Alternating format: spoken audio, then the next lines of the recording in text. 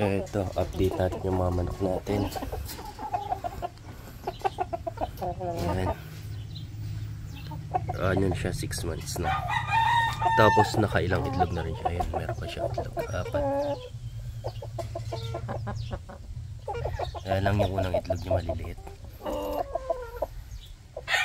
Bali itong ano na ito, itong 4 na ito.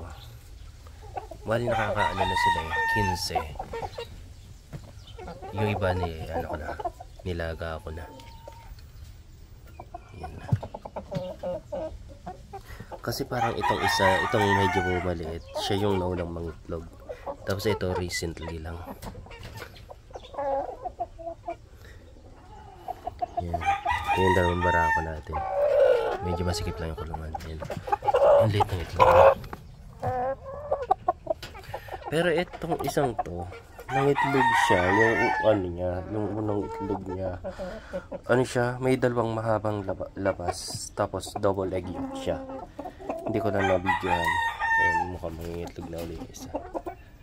Ayan. Ayan siya. Sayang nga eh, at 4 lang yung nabili ko. Sana pala kung dinamihan ko yung bili ko dati ng sisiw. Sana mas marami tayong itlog. Yan, pero okay na rin yan.